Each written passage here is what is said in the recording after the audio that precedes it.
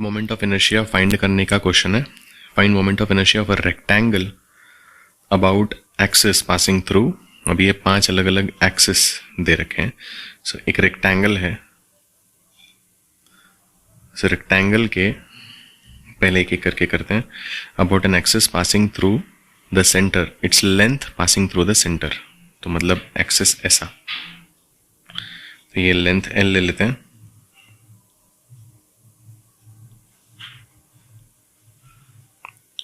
सो axis along its length है और centre से पास हो रहा है. तो ये सेंटर है, ये है एक्सिस.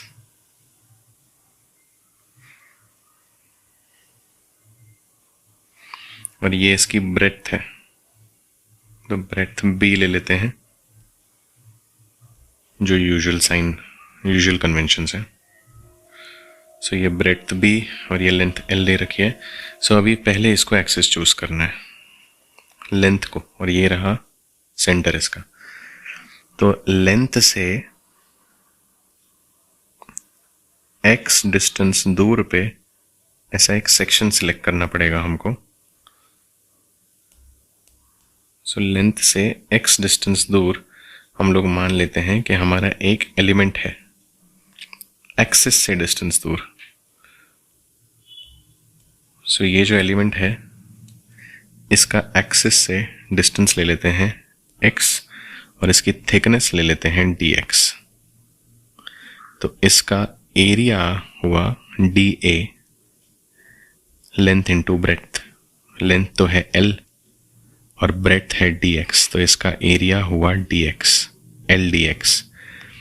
अभी सिर्फ इस अकेले का मान लेते हैं मास हो dm. तो सिर्फ इस एलिमेंट का मोमेंट ऑफ इनर्शिया होगा di. mr स्क्वायर होता है, तो मतलब x स्क्वायर dm, जहां पे x है डिस्टेंस फ्रॉम द एक्सिस. इस एलिमेंट का moment of inertia x square dm, या y भी ले सकते हैं, इसको x भी ले सकते हैं.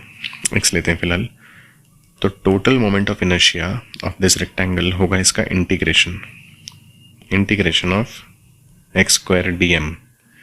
कहाँ से कहाँ तक इंटीग्रेशन होएगा? इस पॉइंट से जो है -b/2 से लेकर के ये पॉइंट तक जो है +b/2 पे, क्योंकि ये एक्सिस है ना, तो एक्सिस से नीचे -b/2 और ऊपर +b/2. तो ये लिमिट्स हो गई इंटीग्रेशन की, -b/2 से +b/2 तक. सो यहाँ से मोमेंट ऑफ इनर्शिया चूज करना है. तो x स्क्वायर dm इधर 2 वेरिएबल्स हो गए. सारे पॉइंट्स का डिस्टेंस, सारे एलिमेंट्स का डिस्टेंस x भी अलग होगा.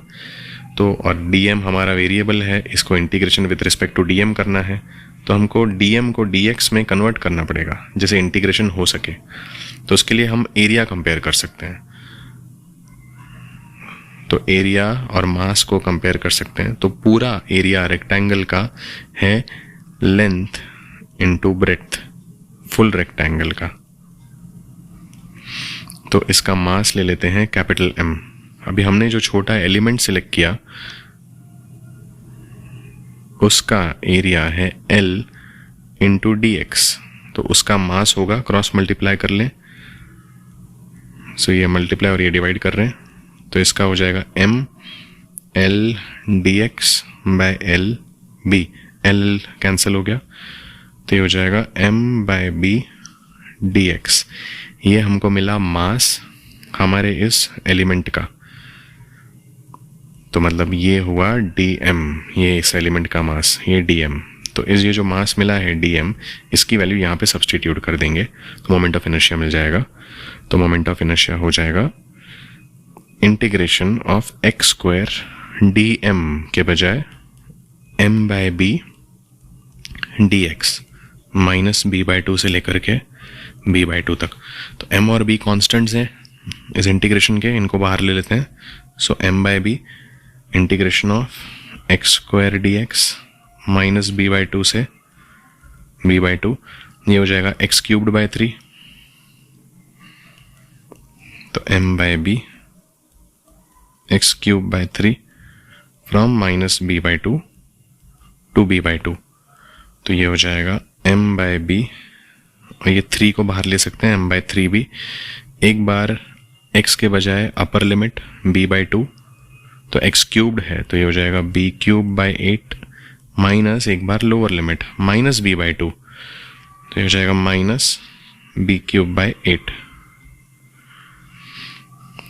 तो ये हो गया m बाय 3b और 8 बाहर निकाला, b cubed plus b cubed 2b cubed, तो ये हो जाएगा नीचे कैंसिल होके 4 आ गया और ऊपर b स्क्वायर बचा, सो ये हो गया m b स्क्वायर बाय 12। ये मिला moment of inertia about length, और एक्सिस क्या है, passing through the centre. Moment of inertia about the length, axis passing through the centre. तो लेंथ का जो मोमेंट ऑफ इनर्शिया है उसके फॉर्मूला में b आ रहा है। जब भी मोमेंट ऑफ इनर्शिया निकाल रहे हैं तो हम लोग को रेडियस ऑफ जायरेशन भी निकाल देना चाहिए, तो इसको रख देंगे m k स्क्वायर। सो m k स्क्वायर मिला ml स्क्वायर बाय 12, तो k की वैल्यू मिल गई l बाय रूट 12 या फिर 2√3। तो ये पहला पार्ट सॉल्व हुआ, moment of inertia of the rectangle through its length passing through the centre. So ये एक्सिस जो है ये सेंटर से पास हो रहा है। अब सेकंड पार्ट में एक्सिस अलोंग एन एज, तो एक्सिस अलोंग एज मतलब एक्सिस यहां पे नहीं है, ये तो सेंटर से पास हो रहा एक्सिस है, इसको बोल देंगे IC। अभी जो हम लोग एक्सिस चूज करेंगे वो इसके एज से पास होगा, सो यहां से पास करवा लेते हैं इसको। कोई भी एज, लोअर एज या अपर एज, कोई भी एज ले सकते हैं। सो अब हमको मोमेंट ऑफ इनर्शिया I2 बोल देते हैं उसको। ये हमने I1 निकाल लिया। I2 जो है वो axis passing through the edge है, तो उसके लिए हम लोग ये दोनों एक्सिस पैरेलल हैं तो पैरेलल एक्सिस थ्योरम लगा लेते हैं। तो ये पार्ट A हुआ। पार्ट B को हम लोग सिंपली सॉल्व कर देंगे पैरेलल एक्सिस थ्योरम से। So part B parallel axis theorem. Parallel axis theorem बोलता है कि अगर कोई एक एक्सिस से मोमेंट ऑफ इनर्शिया फाइंड करना है जो सेंट्रल एक्सिस के पैरेलल हो, तो उसके लिए IC प्लस MD स्क्वायर कर सकते हैं। जहाँ पे IC है सेंटर से पास हो रहा, जो निकला हमारा M B स्क्वायर बाय 12, ये M, और ये जो D है ये दोनों के बीच का डिस्टेंस है, दोनों एक्सिस के बीच का डिस्टेंस। अब दोनों एक्सिस के बीच का डिस्टेंस देखो कितना हुआ, b बाई 2, ये डिस्टेंस b बाई 2 हुआ, तो m b बाई 2 का स्क्वायर। सो ये हो जाएगा mb स्क्वायर बाय 4, तो mb स्क्वायर बाय 4 बाहर निकाल सकते हैं, इधर बचता है 1 बाय 3 प्लस 1, तो mb square by 4 into 4 by 3, तो ये हो जाएगा mb स्क्वायर बाय 3, इसको I2 बोल देते हैं। तो I2 की वैल्यू मिल गई mb स्क्वायर बाय 3, मतलब ये मोमेंट ऑफ इनर्शिया मिला about an edge along the length.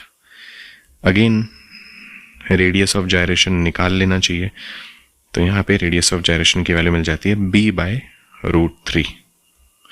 ये चाहे आपको क्वेश्चन में पूछें चाहे नहीं पूछें, रेडियस ऑफ जायरेशन निकालना एक अच्छी हैबिट है। ठीक है, तो दो पार्ट्स हो गए।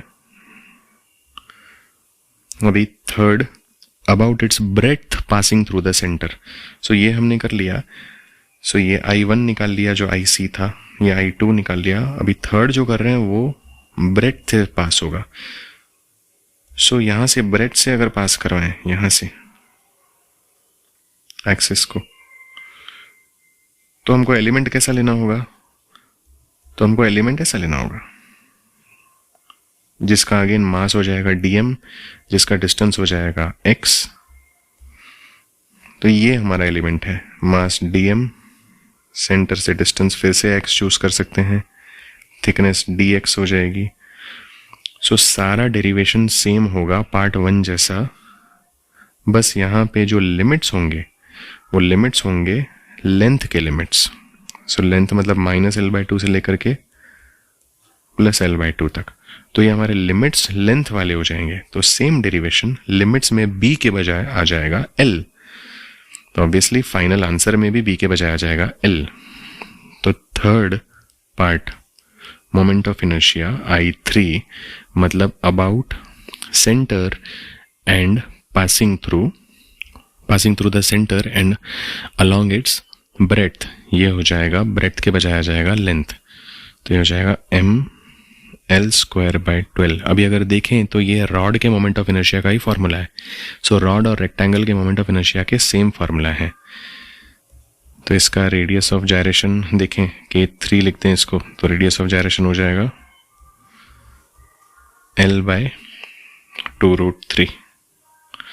सो ब्रेड्थ के अलोंग फॉर्मूला आता है लेंथ का।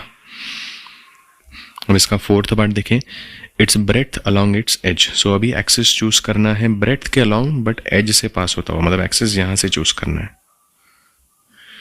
तो ये रहा एक्सिस, इसको बोल देते हैं I4, ब्रेड्थ के अलोंग है। इसका सेंटर से डिस्टेंस हुआ, ये डिस्टेंस हुआ L/2, ये L/2 डिस्टेंस हो जाएगा। तो फिर से पैरेलल एक्सिस थ्योरम लगा लेंगे, तो I4 हो जाएगा I3 + md², यानी कि ml²/12 + m डिस्टेंस है L/2 का स्क्वायर।